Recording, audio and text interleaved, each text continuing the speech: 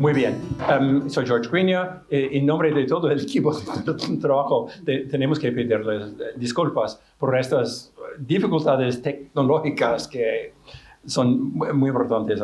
Y en este caso, por lo menos, puedo abreviar mis palabras para dar más tiempo a nuestro conferenciante de hoy, que tengo el gran honor de presentar a otro miembro del equipo de investigación sobre Georgiana Goddard King. Es profesor ayudante, doctor de Historia de Arte de la Universidad de Málaga. Se doctoró aquí en Santiago de Compostela, estudiando el mobiliario barroco de la Catedral de Tuy, y luego continúa sus estudios sobre mobiliario litúrgico, policromía, iconografía, mecenazgos y arquitectura del periodo barroco. Su intervención de hoy para nosotros es el patrimonio histórico-artístico en el camino, estudiado por Georgiana Goddard King. Entonces le cedo la palabra a Francisco Javier Novo Sánchez. Buenos días. Buenos días a todos y a todas. Deseo agradecer en primer lugar... yo no sé si se escucha mucho. Sí. Deseo agradecer en primer lugar la invitación cursada por la Dirección de Lecciones Jacobeas para exponer la visión que ofrece Georgiana Goddard King sobre el patrimonio artístico del Camino de Santiago. Parte de la información que hoy les mostraré ya la habrán escuchado de boca de los conferenciantes que me precedieron, aunque no está de más que hagamos memoria. Aprovechando que en 2020 se celebró el centenario de la publicación de The Wales James, hemos querido diseccionar este libro y a la autora que lo ha escrito, una verdadera institución en la esfera de los estudios sobre románico español en el primer cuarto del siglo XX.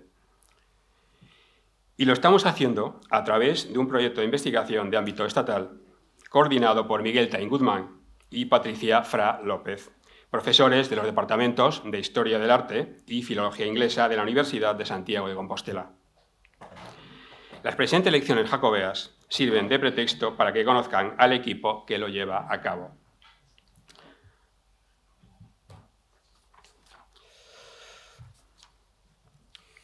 La obra de la profesora King es, sobre todo, una guía de corte intelectual de los monumentos del camino francés, que recorre entre 1912 y 1915 en compañía de la fotógrafa Edith Lauber, financiadas ambas por la Hispanic Society, que más tarde editará el manuscrito. Sus intereses van enfocados primeramente hacia la escultura del período románico, y no tanto por sus caracteres estilísticos, como por su valor iconográfico. También se muestra propensa hacia la arquitectura medieval, ya sea prerrománica, románica o gótica. Ambas constituyen sus pasiones permanentes en el campo del arte, en palabras de Harold Wedde, su primer y rendido biógrafo. Preferencias que, por otro lado, concuerdan con la tendencia del contexto académico y universitario del momento, también, por supuesto, o sobre todo, en Estados Unidos. En este sentido, nuestra homenajeada es hija de su época. A través de lo que nos cuenta en este auténtico cuaderno de ruta, se vislumbra su cultura libresca y su historial formativo, docente, investigador y viajero. Un bagaje que es objeto de estudio preferente del proyecto que nos traemos entre manos. Pero, aunque predomina la temática patrimonial, esta publicación es un prisma de múltiples facetas. Por ello, nos hemos propuesto analizar otros aspectos del libro complementarios del relato artístico. Primeramente, el marco histórico y literario de los monumentos que visita, un contexto que conoce a la perfección debido a las muchas lecturas que atesora de autores españoles, europeos y de su propia nacionalidad. En ese sentido, estamos ante una humanista acreditada. En segundo lugar, el medio natural y geográfico disfrutado y sufrido por nuestra aventurera.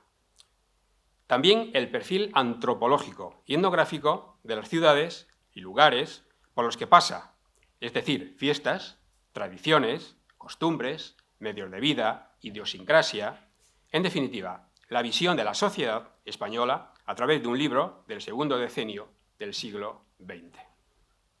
Asimismo, los caminos y los medios de transporte. No hay más que pensar en cómo eran de precarias las vías de comunicación y los desplazamientos en tiempos de la autora. En España, en tiempos de la autora. Igualmente, nos interesa constatar su fidelidad al itinerario principal del camino francés, trazado en el Códice Calistino. Por descontado, los alojamientos y la gastronomía. Y finalmente, las leyendas ligadas a la ruta jacobea.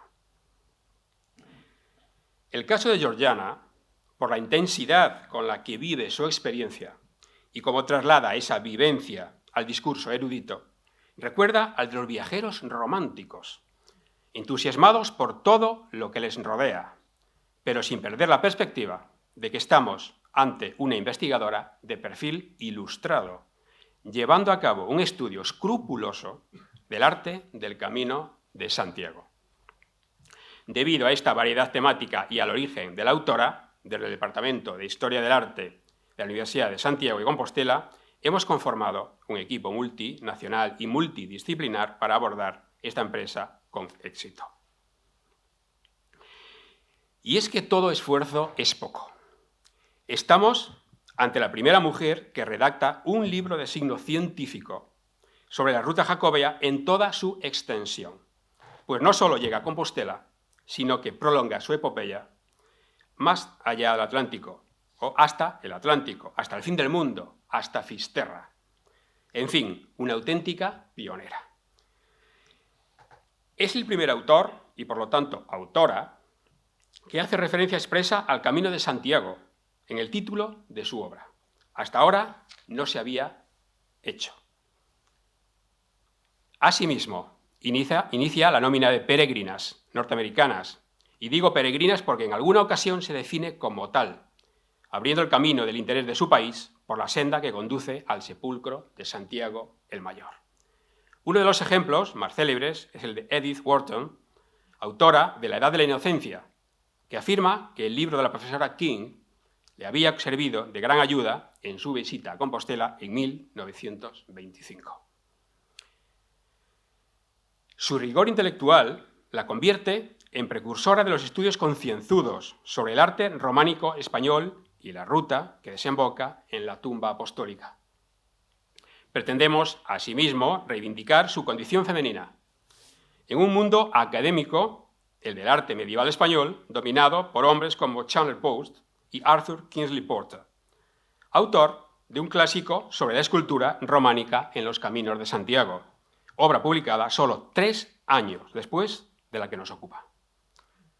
Al menos este último autor ha reconocido y agradecido públicamente la proeza protagonizada por esta fémina y la influencia que ha tenido en su propia Odisea hispana. Con todo, pese a ser una adelantada a su tiempo, desde la aparición de Porter en el Olimpo de la historia del arte, su luz comienza a disminuir hasta apagarse por completo. Por este motivo, nos hemos propuesto reivindicar su figura, tanto personal como intelectual. Y ahora me van a permitir. Pero dejemos que ella misma se presente en 2 etapas distintas de su vida, a través de una animación de realidad aumentada que hemos presentado en el último congreso del Comité Español de Historia del Arte.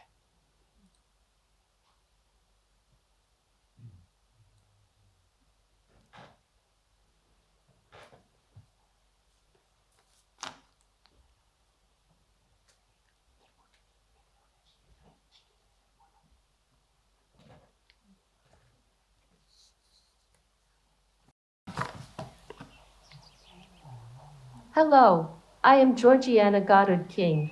I'm 25 years old, and I am in Bryn Mawr, Pennsylvania, United States. It's commencement day at Bryn Mawr College today, May 15, 1896, and I have received a Bachelor of Arts degree in English. And next year, I will be graduating with a master's degree in philosophy and political science.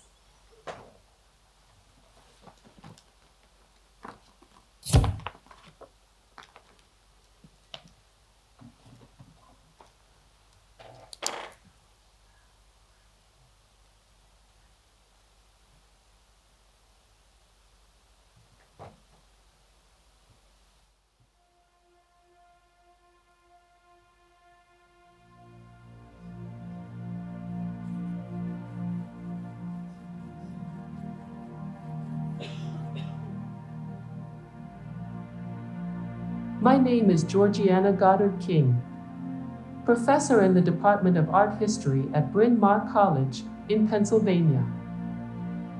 I am also a member of the Hispanic Society of America and the Royal Galician Academy.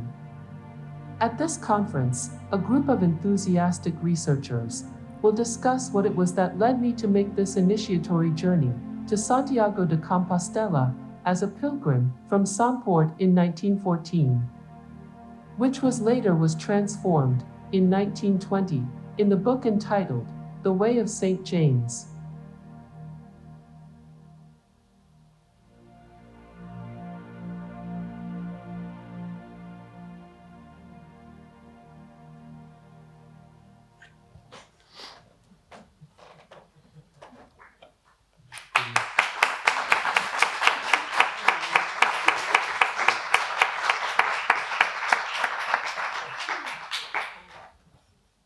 Bien, para hacer un recorrido exhaustivo por el patrimonio artístico visitado por la historiadora estadounidense, haría falta un curso de verano monográfico.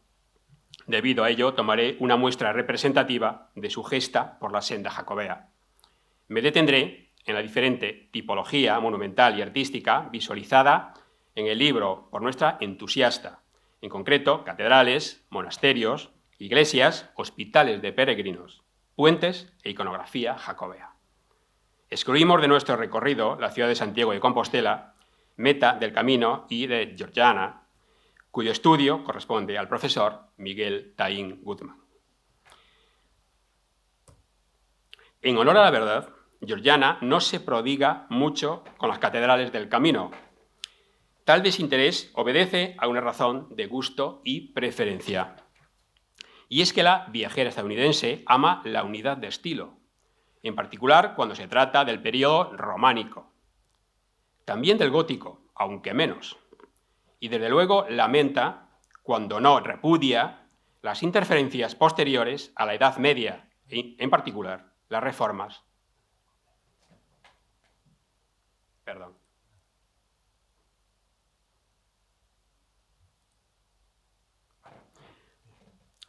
No repudia las interferencias posteriores a la Edad Media, y en particular las reformas del barroco y el neoclasicismo. Lo más cerca que estará de ese ideal estético es la Catedral de Jaca. Como pueden comprobar en color rojo, la estructura de muros, el pórtico de poniente con su portada, los ábsides laterales y los pilares pertenecen al período románico, aunque se mueve. Tras describir la fábrica arquitectónica y alabar la calidad y estilo de los capiteles, se centra en el tímpano de la portada de Occidente, una de las obras maestras de la escultura románica. Se muestra certera con la alegoría leonina del Cristo que protege al pecador arrepentido de la izquierda, pero un tanto imprecisa con el felino que enseña los dientes y domina a los vicios en el lado contrario, pues se refiere al oso y al basilisco sometidos como disarmed meats, es decir, carnes inermes, una forma extraña de decir que dichos animales han sido vencidos por la virtud. En medio se sitúa el crismón o lábaro. No termina su recorrido sin antes despreciar amargamente la destrucción del ábside central y su ampliación a finales del 700. Esa ansiada pureza no la encontrará en la Catedral de Pamplona ni en las de Burgos y Santo Domingo de la Calzada, y sí, en cambio, en la de León. Aquí tenemos una foto de la diversos planta interior y exterior de la Catedral de Pamplona. En la Basílica burgalesa realiza una mención breve a su planta y alzado, así como a la tumba del obispo Acuña, y a continuación cita las imágenes de las portadas del Sarmental y la Coronería, aunque lo hace sin entusiasmo y con alguna que otra crítica cualitativa a la escultura. La catedral, emplazada en La Rioja, conserva de su fábrica románica tan solo la capilla mayor. De ahí que el relato arquitectónico se limite a 13 escuetas líneas, afirmando que el resto ha sido reconstruido. Por el contrario, la descripción se centra en el retablo mayor, la sillería del coro, el sepulcro de Santo Domingo de la Calzada y el gallinero que alberga las aves de la leyenda jacobea. Ahí tienen imágenes de todo lo que estamos diciendo. Es más condescendiente y expresiva cuando se trata de la pulcra leonina, que considera la catedral más homogénea de todas las que se han construido en España en estilo gótico.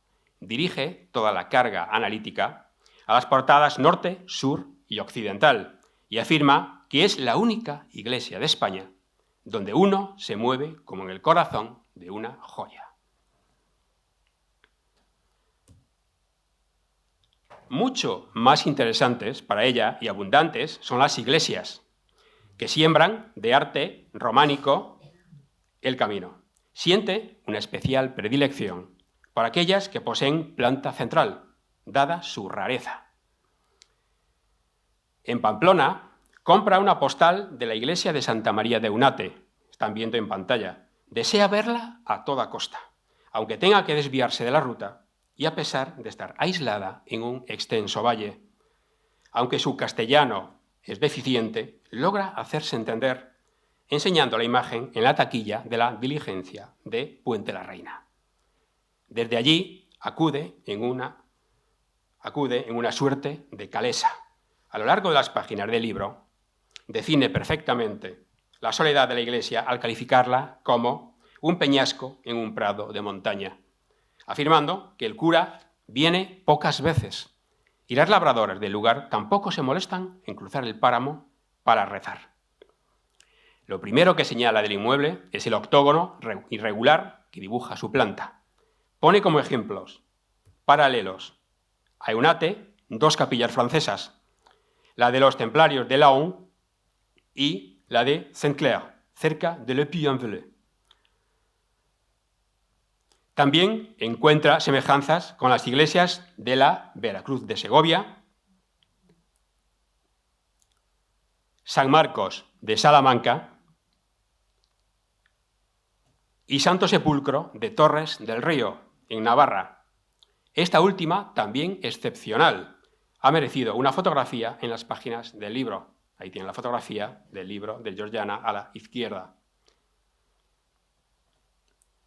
En Eunate, por dentro, existe una escalera de caracol. Una escalera de caracol que asciende hasta el tejado, encerrada dentro de una caja cuadrangular. En la imagen publicada en el libro, en la parte inferior, no figura la construcción turriforme que sobresale de la cubierta, siendo por lo tanto posterior a su viaje. Estamos, pues, ante un documento gráfico.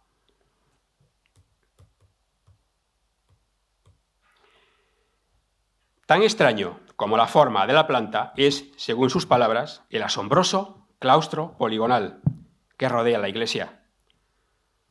Aunque ha sido concebido para estar destapado, cuando visita el monumento se lo encuentra cubierto con tejas.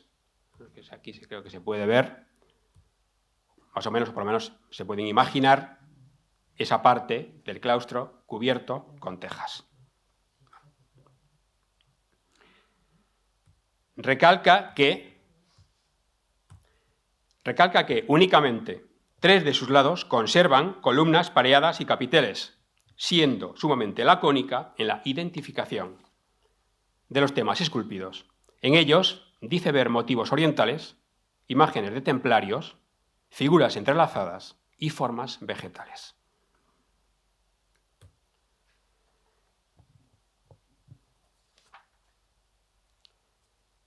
Como ejemplo de programas iconográficos en iglesias, podemos señalar la de San Pedro de la Rúa, en Estella.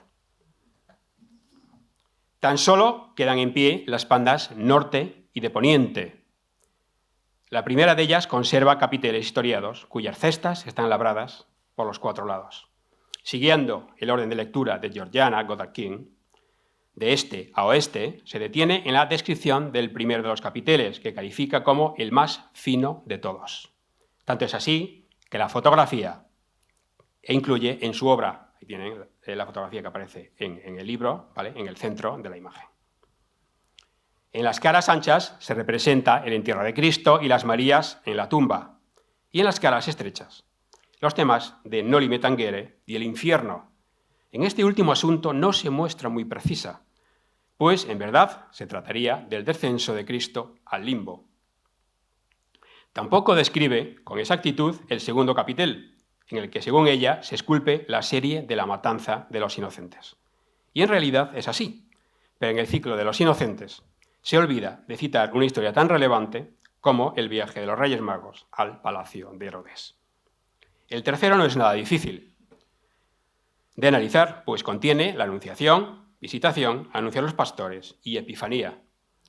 El cuarto, que alberga luchas de animales y hombres, es sin duda el más difícil de interpretar, y de ello no sale la autora muy airosa.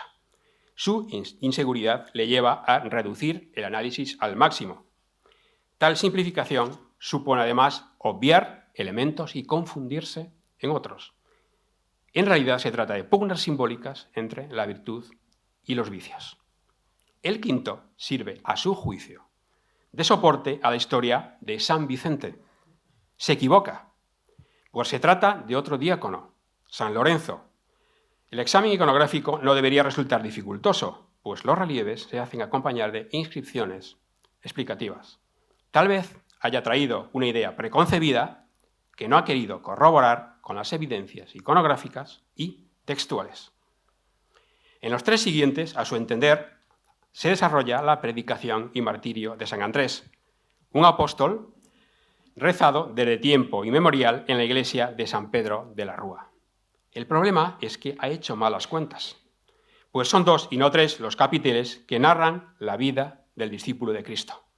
El octavo y último no ha sabido identificarlo. Y eso que se dedica al patrón de la Iglesia, San Pedro. Son pues 8 capiteles y no 9 los que se labran en el claustro de la Iglesia navarra. La arquitectura monástica está bien representada por la abadía de San Juan de la Peña, en Huesca, un viejo cenobio benedictino cobijado por una roca.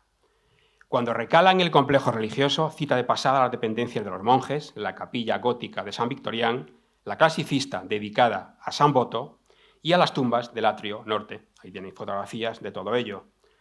Por el contrario, dedica un mayor número de páginas a la descripción de la iglesia y, sobre todo, al plan figurativo del claustro descubierto románico, esculpido de forma tosca, en opinión de la viajera.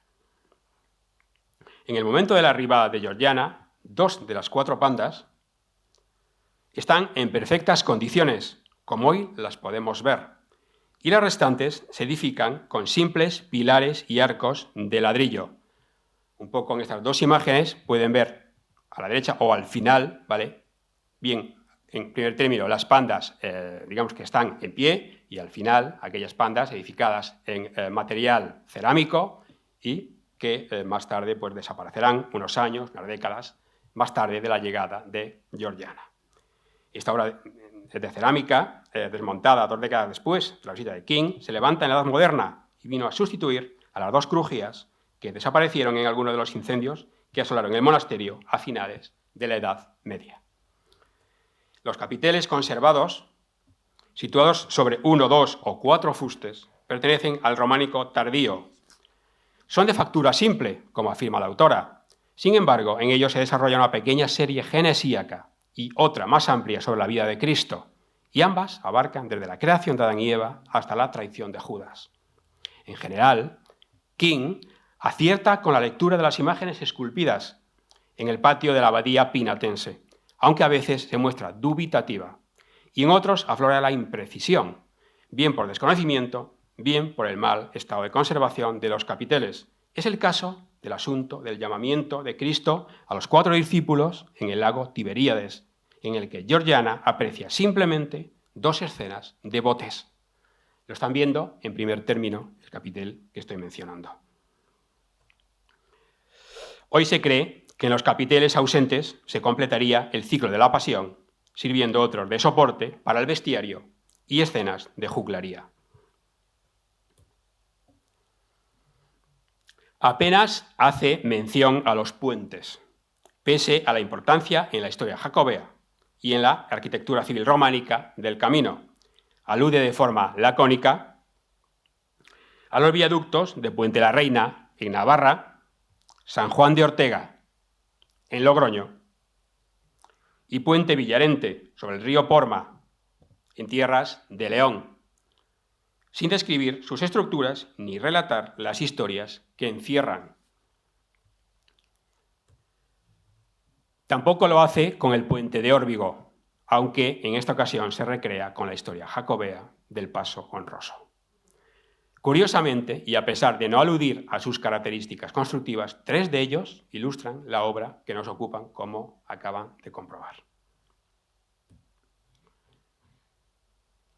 Al igual que con las catedrales, tampoco se prodiga con los hospitales de peregrinos, pero por una razón bien distinta.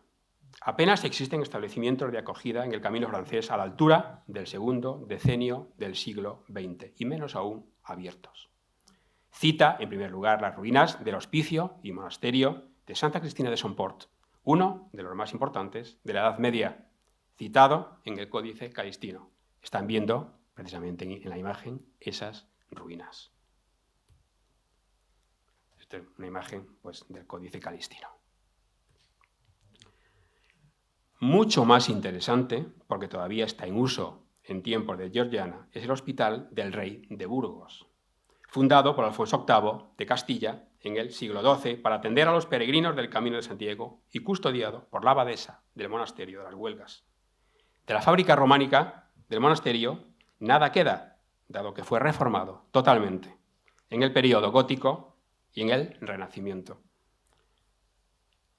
La profesora King hace una interesante reflexión sobre algunas de sus fobias estilísticas a colación del conjunto hospitalario. Dice así: si mi interés fuese el estilo plateresco e incluso posterior, me entretendría en los patios durante más tiempo.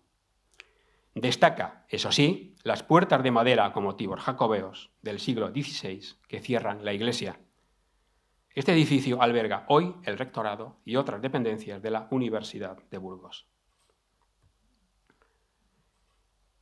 Seguidamente cita 2 hospitales de Fromista, los de San Martín o de los Palmeros y el de Santiago, ambos consagrados a la atención de peregrinos. Ahí están viendo una imagen antigua y otra actual. Antes de recalar en la ciudad apostólica, finaliza la inspección a los edificios hospitalarios con los de San Lázaro y Santiago de su amada Villafranca del Bierzo, una villa que, a diferencia de Ponferrada, le causa una fuerte impresión monumental y urbanística. Este último establecimiento de cura y reposo, me refiero al de Santiago, está todavía servible cuando King lo visita, y aunque no lo menciona, por su advocación se trataría de nuevo de un hospital de peregrinos. Según ella, posee un agradable olor a cloruro de cal, un práctico claustro sencillo lleno de sustancias de fragancia dulce, hierbas aromáticas, plantas medicinales y algunas flores decorativas.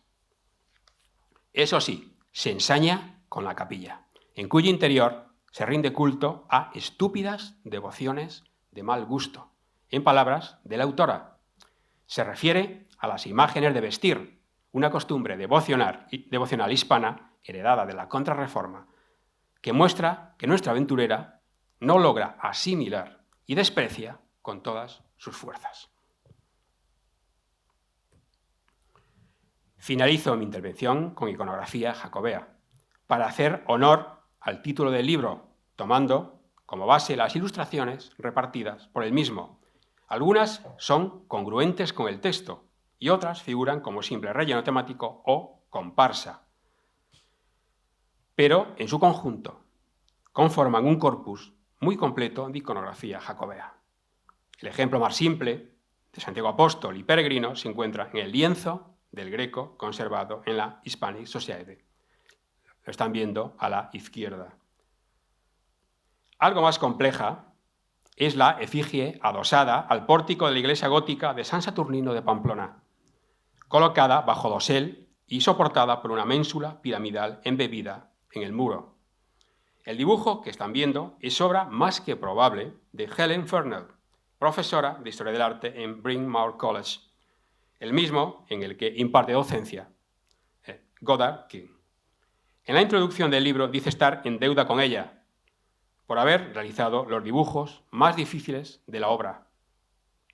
Es un auténtico documento para conocer en qué estado de conservación estaba el bulto escultórico en el primer cuarto del siglo pasado, dado el estado calamitoso que hoy presenta.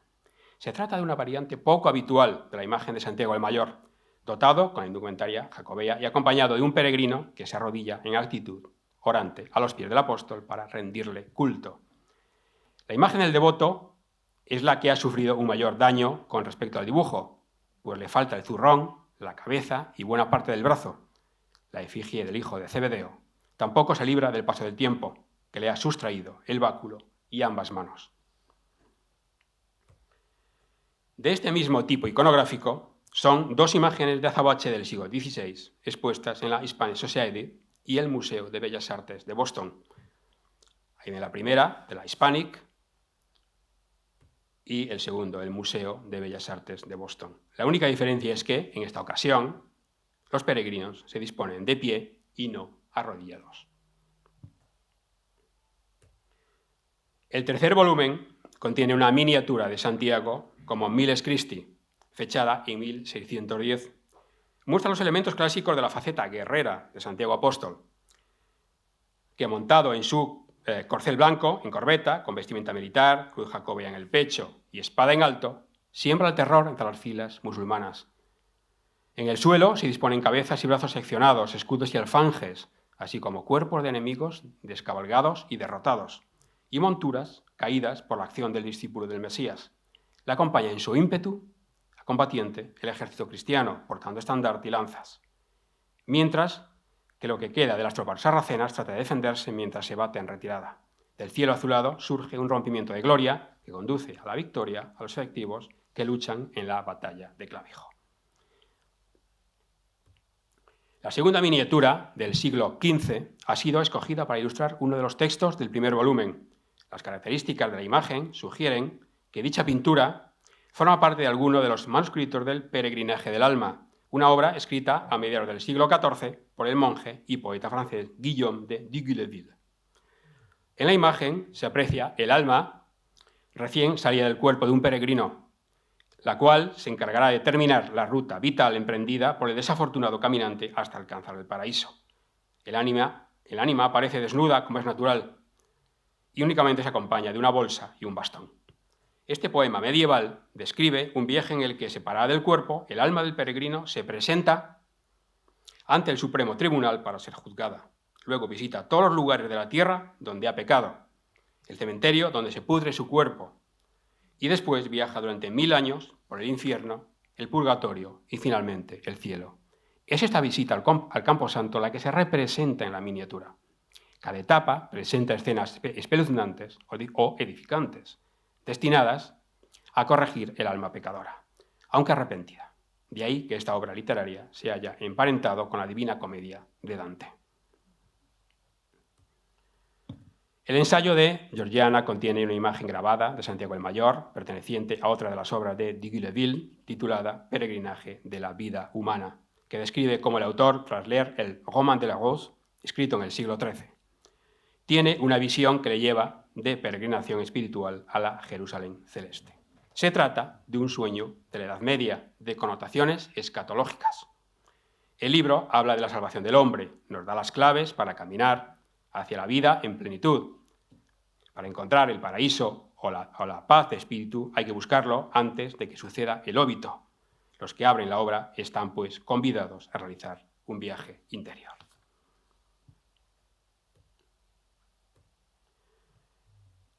Para ilustrar el tercer volumen se ha optado por un dibujo del sepulcro del cardenal Tavera del Hospital de San Juan Bautista de Toledo, trazado y ejecutado por Alonso Berruguete y su taller entre 1554 y 1561. La elección no es gratuita. En uno de los laterales se labran 3 asuntos iconográficos sobre la vida legendaria del hijo de Zebedeo.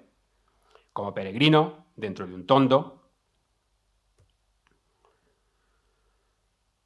en una representación sumamente dinámica, en su condición de caballero de Cristo luchando contra los sarracenos en la batalla del Clavijo y con su cuerpo tumbado en un carro tirando por bueyes, regresando al palacio de la reina Lupa.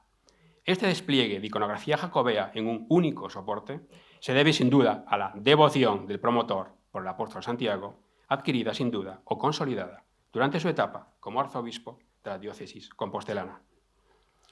La admiración que siente Georgiana por España, el arte románico y el camino de Santiago se demuestra en una carta escrita a su mentor en la Hispanic Society, en la que, absolutamente embelesada, le comenta que se había demorado en los elegíacos Pirineos, afanándose en visitar iglesias.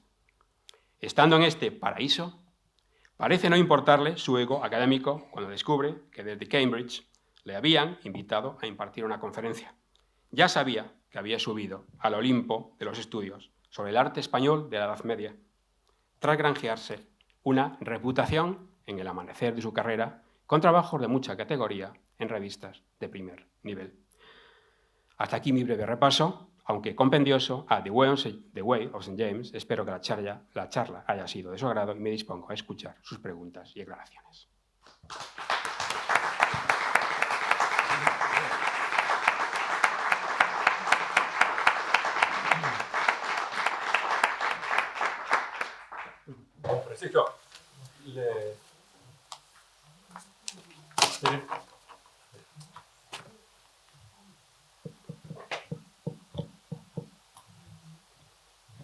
Queremos agradecerle una presentación magnífica, realmente es sorprendente para mí también, de cantidad de detalles que se puede exponer.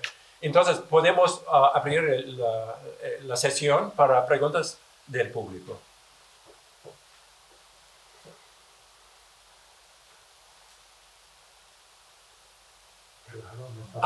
Muy bien, Mario, gracias.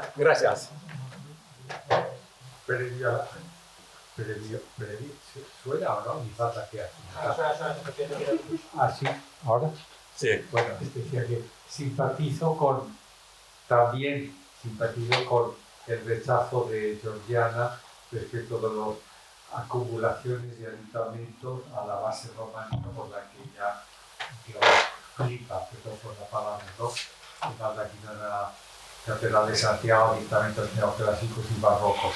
Dicho esto, mi pregunta es, aparte de su pasión popular, pasión por tanto menos racional por el arte románico, ¿cuáles son en su época los tópicos respecto de la arquitectura? ¿De dónde parte ella en cuanto a sus juicios artísticos de preferencia por románico y exclusión de otras etapas? ¿Por razones históricas, puristas, puramente sentimentales quizá? ¿Dónde se forma su criterio estético? Si es que está bien formulada. Sí, bueno, yo creo que es por razones formativas y por razones académicas. Es decir, en su época en Estados Unidos lo que se estilaba a nivel formativo y docente era el arte medieval, ¿vale? Y como mucho se extendían hasta el Renacimiento a nivel, digamos, por decirlo de alguna manera, a la hora de estudiar y de impartir docencia, pues se restringía mucho los campos de la historia del arte y, como digo, como mucho se extendían hasta el Renacimiento y prácticamente ahí paraban y había un salto enorme y llegaban tal vez hasta finales del siglo XIX y parte del XX, pero había ahí un mare magnum histórico, artístico en el medio, como perteneciente al barroco, neoclasicismo, que en Estados Unidos, al menos en esa época, pues no se trataba. Digamos que es una cuestión formativa, ¿vale? Y de contexto académico en su país de origen. Muy bien. Si puedo matizar un poco la cuestión. Sí. Simplemente si puedo preguntar que ya había editado y publicado en 1914 un comentario, una ampliación del gran estudio sobre el arte gótico de George Street. Entonces ya había comentado algo sobre ese periodo histórico artístico y luego para ampliar nuestros horizontes en Estados Unidos, por lo menos, comentar algo sobre el arte románico. ¿Es así más o menos que había ya comentado algo sobre el gótico? Sí. Digamos que sus preferencias pues están, ya digo, a nivel formativo, a nivel docente, a nivel intelectual e investigador, están centrados en esas épocas que un poco a nivel, pues, en esos niveles se viven en el ambiente académico de Estados Unidos. Como ha dicho el profesor Grinia, pues ya anteriormente había comentado la obra sobre arquitectura gótica española de Street, y más adelante todas sus artículos y libros tratarán sobre bien románico, bien gótico, bueno, sobre todo románico, y sobre todo escultura y sobre todo iconografía. Muy bien, gracias. También me llama la atención de los errores que ha cometido en su interpretación de los monumentos estudiados. Y ahora me pregunto si puedo pedirte tus consultas sobre ello. Siendo la circunstancia de que era mujer y a lo mejor, en muchas veces, permitida a acceder a estos monumentos por épocas muy breves, un tiempo muy limitado, solamente a cierta hora del día y todo. Estas limitaciones y sentirse apresurada para hacer su evaluación, tomar notas, lo que sea, pues no eran las condiciones más favorables para un estudio detenido con varias visitas y todo. Bueno, pues tal vez es una pues pequeña razón que podría, digamos, condicionar su visión o su juicio sobre programas iconográficos concretos. Pero yo creo que tiene la razón, yo creo, más fundamental está en la bibliografía que ella ha podido manejar en su época, ¿vale? En muchos casos casi, bueno, no digo casi siempre, pero muchas veces equivocada, errada en los juicios de programas iconográficos. Gracias. Otra pregunta. Especialmente de los expertos en historia de arte, que no soy yo.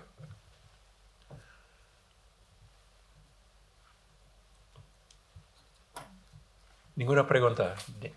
Muy bien, entonces podemos recuperar un poco del tiempo, aunque esta presentación es tan rica que podemos continuar nuestra conversación durante el intervalo. Vamos a volver a comenzar a las 11, recuperando el ritmo del Congreso, pero es realmente un tema tan rico y de tanto detalle que me gustaría escuchar mucho más.